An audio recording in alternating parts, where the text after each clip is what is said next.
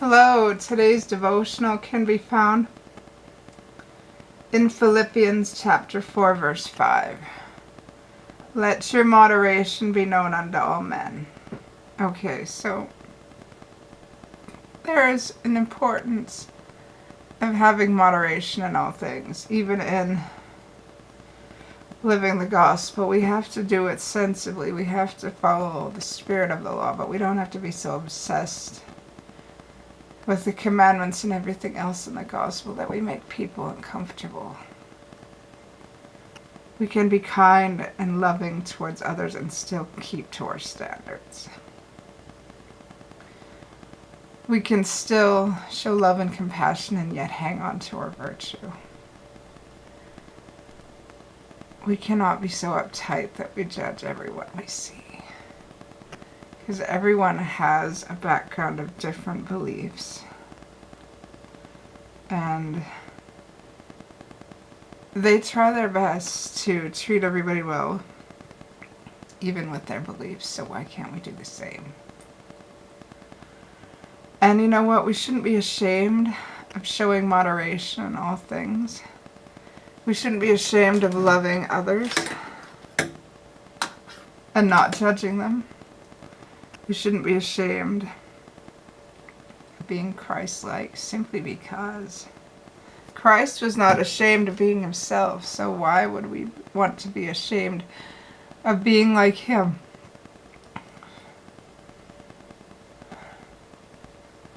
To be known unto all men means to live it as constantly as we can. I mean, we're not perfect and we may get a little uptight sometimes, but the important thing is to recognize it. The important thing is to recognize when we make mistakes and do whatever we can to fix those mistakes, because we are capable of fixing our mistakes through the atonement, and we are capable of making things right when we screw up if we want to.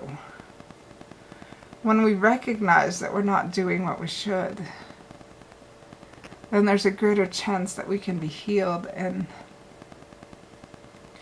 guided towards the right direction.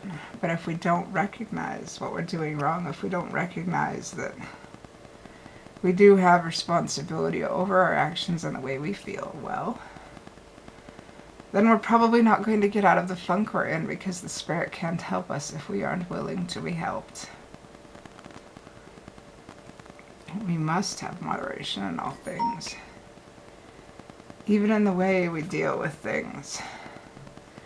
We can have our cry, we can have our grief, it's very healing, but to carry it to an extreme and start blaming God for things that are happening beyond our control, well, that's not fair.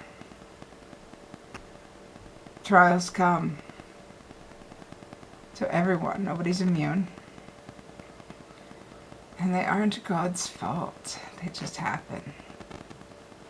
So to blame the one that can help us endure the trials is ridiculous, because if we turn against God in the face of trial and in the face of difficulty and in the face of going through each and every day, then we're not able to feel his spirit and receive guidance.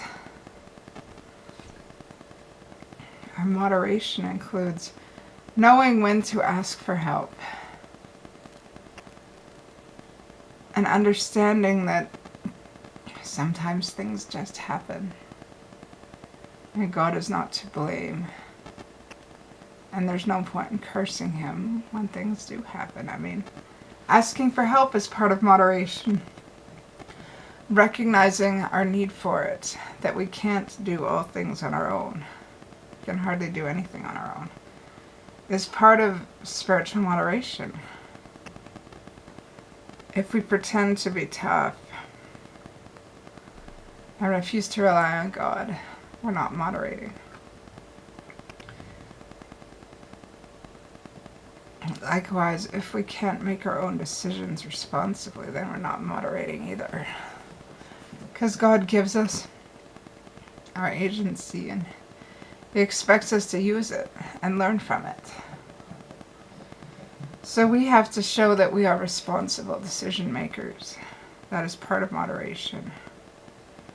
I mean, we don't have to necessarily. We can just be useless and don't do anything and